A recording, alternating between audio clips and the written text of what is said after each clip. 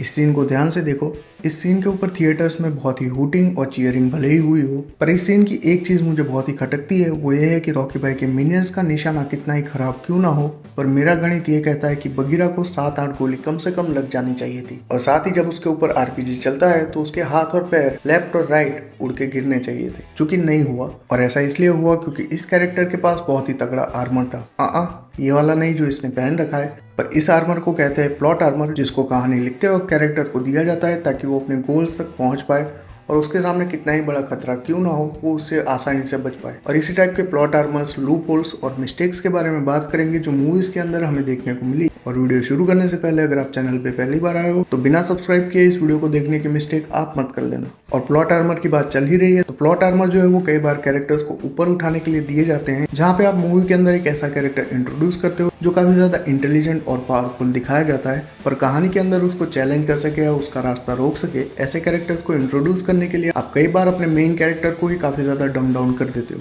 और ऐसा ही कुछ हमें पठान मूवी के अंदर देखने को मिलता है, जहाँ पे इंडिया का एक सेलिब्रेटेड स्पाई हमें दिखाया गया है, पर इसके बावजूद भी वो दीपिका का बेशरम रंग देखने के बाद उसके हाथों टेक्निकली मूवी के अंदर 3 बार खुद का ही कटवाता हुआ हमें दिखता है। पहली 2 बार तो हम मूवी के अंदर देखते ही हैं, पर थर्ड टाइम भी हम देखते हैं कि आईएसआई जो चाहता है वही मूवी के अंदर होता है, यानी कि जो ऑर्ब है वो इंडिया तक पहुंच जाता है और उसमें से वायरस रिलीज हो जाता है, जो कि उनका ओरिजिनल इंटेंशन था। अब इस चीज के अंदर मूवी के अंदर एड्रेस तो नहीं किया गया और फ्यूचर में हो सकता है कि वो दीपिका को एक विलन की तरह एस्टेब्लिश करे, पर फिलहाल तो इसको भी एक प्लॉट आर्मर ही बताया जाएगा, जहां अपने लीड कैरेक्टर को बहुत ही ज्यादा डम डाउन दिखाया गया, स्पेशली इंटेलिजेंस के मामले में। और ऐसा ही कुछ होता है जय दीक्षित के साथ। वहीं अपने धूम फ्रेंचाइजी वाले पुलिस ऑफिसर जो इतने ज्यादा सेलिब्रेटेड और डेकोरेटेड है, पर इसके बावजूद भी एक चोर को ढंग से नहीं पकड़ पाए, और इतने ज्यादा मशहूर है कि यूएस वाले उनको बुलाते हैं अपने वहां पे चोर पकड़ने के लिए। पर मूवी के अंदर उनका एक ही टेक्निक हमें बार बार रिपीट मोड पे देखने को मिलता है, और वो होता है एक फीमेल खबरी को अपने प्लान में ऐड करके चोर के साथ उसको इंट्रोड्यूस करा के। पर साथ ही इसके थर्ड पार्ट में बहुत ही बड़ी मिस्टेक हमें देखने को मिलती है, और वो ये है कि लंदन का पुलिस डिपार्टमेंट यानी स्कॉटलैंड यार्ड इंडियन पुलिस की मदद मांगता है ताकि वो यूएस में बैंक रॉबरी कर रहे चोर को पकड़ पाए। बहुत ज़्यादा सेंस बनाना, पर जहाँ ये सारी चीज़ें कैरेक्टर को एक चैलेंज देने के लिए यूज़ की जाती है, वही ट्विस्ट देने के लिए इसको काफ़ी बुरी तरह से यूज़ किया गया वॉर मूवी में, जहाँ एंडिंग के ट्विस्ट के तौर पे ये रिवील होता है कि टाइगर श्रॉफ का जो कैरेक्टर है वो एक्चुअल में मर चुका है और विलन का साइड किक उसका डोपलगैंगर बन के घूम रहा है एक फेशियल सर्जरी करा के। और मूवीज के अंदर फेशियल सर्जरी के साथ वॉइस और फिंगरप्रिंट को भी चेंज करने की ताकत होती है, जो कि हमारी रियल लाइफ में तो पॉसिबल नहीं है, जहाँ पे टाइगर श्रॉफ के कैरेक्टर की वॉइस और उसकी फिंगरप्रिंट भी चेंज हो जाती है और तो और किसी को पता भी नहीं चलता, इवन दो भाई का डेली का आना जाना है सीक्रेट सर्विस एजेंसी के ऑफिस में। और कई बार इन कैरेक्टर को डम इसलिए बनाया जाता है क्योंकि मूवी के अंदर सिर्फ और सिर्फ उनका कैमियो है। और ऐसा ही होता है ब्रह्मास्त्र में, जहाँ पे नागार्जुन का कैरेक्टर यानी कि अनीश अपनी पावर का यूज करके मेन विलन और उसके 2 साइड किक को बेहोश कर देता है, पर इसके बावजूद भी वो उनको डिसार्म नहीं करता। इसके बदले वो उस बड़े से ट्रक को नीचे फेंकने की कोशिश करता है और विलन्स को उतना टाइम मिल जाता है कि वो बेहोश होने के बाद वापस होश में आ जाए और अपनी गन का यूज करके अनीश के कैरेक्टर को मार भी डाले। तो इस तरह की चीजें कई बार सेंस नहीं बनाती। पर अब बात करते हैं कुछ ऐसी मिस्टेक्स के बारे में जो मूवीज के प्रोडक्शन, सेट डिजाइन या फिर कैरेक्टर की राइटिंग में हमें देखने को मिलती है। जहाँ पे सबसे पहले शुरू करते हैं क्रिश मूवी से, क्योंकि हाल में वो चर्चा में है ही।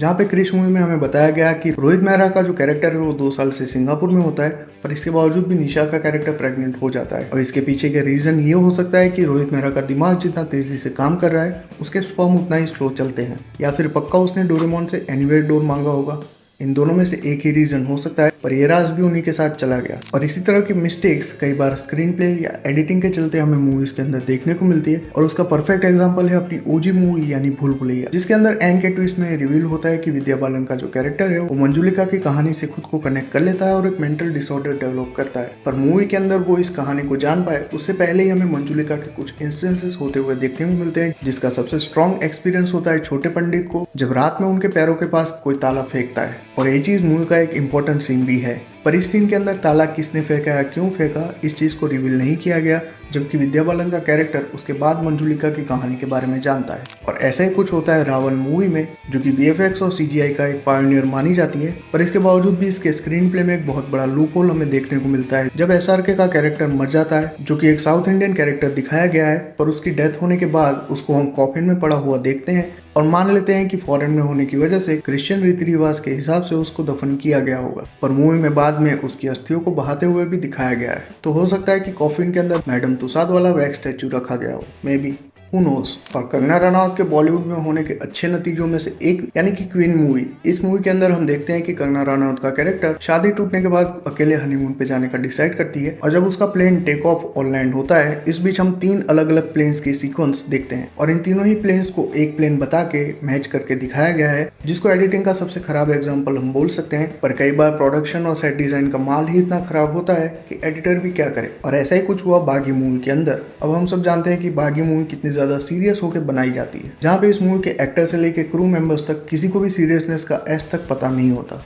और ऐसा ही कुछ हुआ पहली बागी मूवी में, जहाँ विलन के हाथ में हैंडगन दी जानी थी, पर शायद वो टाइगर श्रॉफ की रिहर्सल देखने में बिजी हो गए होंगे, और इसी के चलते वो गन के अंदर मैगजीन रखना भूल गए, और एक्टर भी अपने रोल में इतना डूबा हुआ था कि उसने मैगजीन की तरफ देखा भी नहीं, और उसने खाली हैंडगन लेके ही वो सीन शूट भी कर लिया, और डायरेक्टर ने ओके भी कर दिया। पर ये तो बागी मूवी थी, पर 3 इडियट जैसी क्रिटिकली अक्लेम मूवी के अंदर भी हमें इस तरह की मिस्टेक देखने को मिल जाती है, जहाँ हैंडराइटिंग के मामले में स्पेशली 2 इंस्टेंसेस में ये चीजें देखने को मिलती है। पहला तब जब रेंचो, राजू और फरहान का नाम लिखता है बोर्ड के ऊपर, तो दूसरे सीन में वो हैंडराइटिंग पूरी तरह से चेंज होती हुई दिखेगी, और दूसरा तब जब वायरस रेंचो और फरहान और राजू के घरों के बीच के फाइनेंशियल डिफरेंसेस को समझा रहा होता है, तब भी आपको ये चीज़ देखने को मिल जाएगी। पर चलो, ये तो छोटी मोटी गलतियां हैं जो इजीली ओवरलुक की जा सकती है, पर जब आप एक पीरियड ड्रामा मूवी बना रहे हो तो उसकी टाइमलाइन को मैच करना काफी इंपॉर्टेंट टास्क बन जाता है, जिसमें गलती की गुंजाइश ना के बराबर होनी चाहिए। पर ये गलती हमें देखने को मिलती है 2 ऐसी पीरियड ड्रामा मूवी के अंदर जो कि काफी क्रिटिकली अक्लेम भी है, जिसमें पहली मूवी है लगान, जो कि क्रिकेट के ऊपर बेस्ड थी, और उस टाइमलाइन के हिसाब से जब क्रिकेट खेली जाती थी तब 1 ओवर 8 बॉल की हुआ करती थी,